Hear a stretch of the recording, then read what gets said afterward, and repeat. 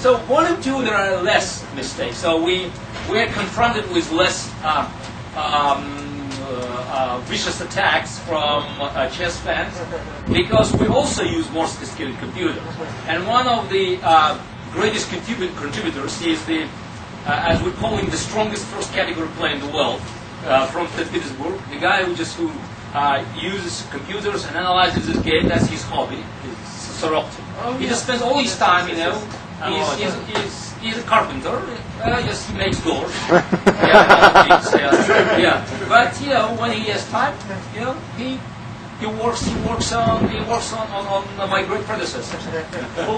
And he said that he just discovered, you know, that the book is a classical demonstration of the development of chess computers. Because he could say, I'm able to identify where and how Kasparov used Fritz 4, Fritz 5, Fritz 6. And then he moved to a Pentium 3. It's quite interesting because when the concept of the book was first published in Welt am Sonntag in 95, 96, and I used very, very primitive computers, so you understand that the quality of the commentaries was not very high. And then I came up with more powerful computers, but some of the segments were, we were stuck with old segments. So we are changing it now that's why everything we do in 2003, 2004 is far more sophisticated. But there's still segments. And even now in volume 2, I can see that certain things I have to change, but that's probably, it will take some before we will have our hands free for corrections and some updates on volume 2. I already have my plans. But so far, we are very busy with volume 4. And I hope that 6, that's a limit. Also, I wouldn't be so confident because volume 6 now is all my matches with Kasparov. 5 matches, and I'm not sure I can squeeze them all in one. So volume 5 I'm quite comfortable. It will be Karpov, Korchnoi, and what I call opening revolution of the 70s, with different things that were introduced at that time by players like Jan Himman and young Hungarians. So that will be one book. Volume 6, but it will be in 2 years' time. So that's quite a monumental work. It's really time-consuming. I have to tell you. Well, I thought we'd just have a couple of questions from the internet. We had actually 300 questions, but we selected 4 or 5. One very good question from a guy in France, Laurence Pereira. He said, "Dear Mr. Kasparov, I was wondering about preparation, motivation and concentration. It is generally accepted that if one plays against better opponents, your game on the whole should improve. And I suppose that the reverse can be said of playing weaker opponents. How have you managed to find the motivation to remain at the top of the chess game for 2 decades? Do you find it annoying that other grandmasters are getting better because of the quality that you introduce in your games, i.e. they are learning from you? And do you not agree that it's easier for other grandmasters to be chasing the guy at the top, as it helps preparation, focus, concentration and motivation?" My own experience of chasing guy at the top was very short. It was about 20 years ago, so that's why I have to refresh my memory. For nearly the last 20 years, I was always a target.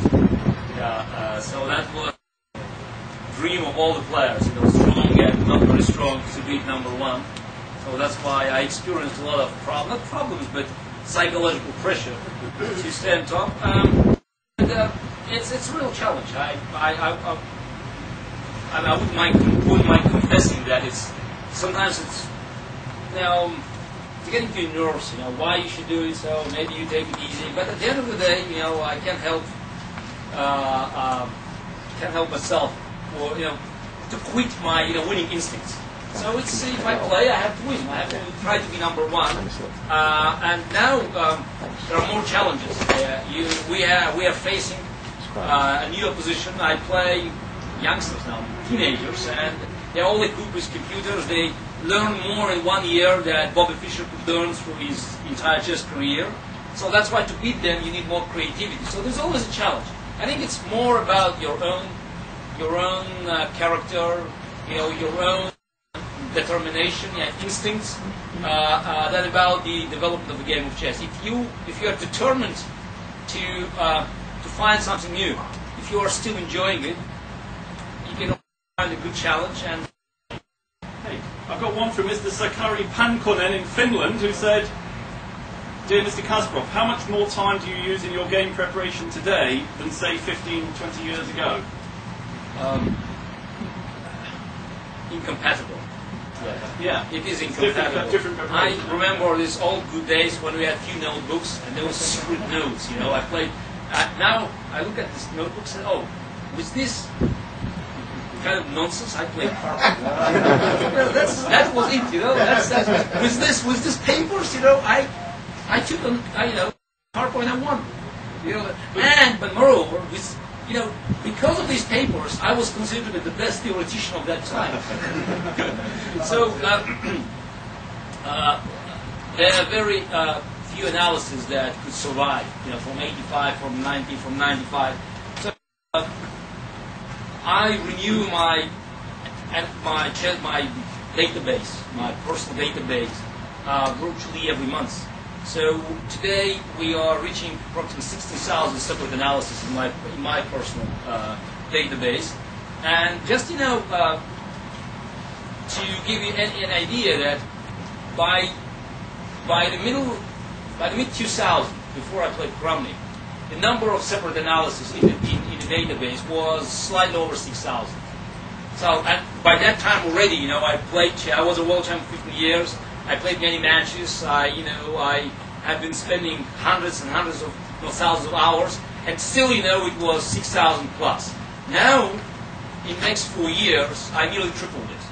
So that's why, I would say probably every 2 years you double, the amount of analysis that you look at, so the preparation is very different. Also, 10, 15 years ago, you could come up with a new plan, new idea, a novelty, and you could sit on it for a while, even for a few months, even for a year, because it's a great idea, and you wait for big fish, and you don't have to spend it on your opponent. Today, we're dealing with big numbers. If the position is once played, say Kramnik played Lek. Now the game is being known for the entire world of chess within 24 hours. So everybody looks at the position, and you will automatically see dozens of games played in different tournaments by weaker players in the same position. And they will, again, big numbers. They'll find a good move, not because they could analyze as well as Kramnik could or Kasparov can, but because there are many games. So they try this move, that, and eventually they come up with the right move. So everything is going to happen within a week or two. And then the new move will be immediately picked up by stronger players, will be introduced on a higher level. So the circle of renewing your chess stock now is very, very short. So within a month, certain positions can be exhausted, especially if you have a couple of strong tournaments, like Vikanze, Linares, and some weaker tournaments in between. So something played in Vikanze could be then picked up by weaker players and tested in Linares, and maybe in Amber in this blindfold competition. So in 3 months, you can have a brand new opening theory in certain lines. So that's why we have to adjust our views. Okay, well the last question from the internet is from Errol Mamiev, who's 12 years old and comes from near London, in Erithing, Kent. Mr. Kasparov, if you could go back to the beginning and start your chess career over, would you do anything different in the way that you studied and learned chess? Oh, didn't turn out that bad, did it? As we always say, yes, I'm sure I wouldn't make certain mistakes, but I would make others.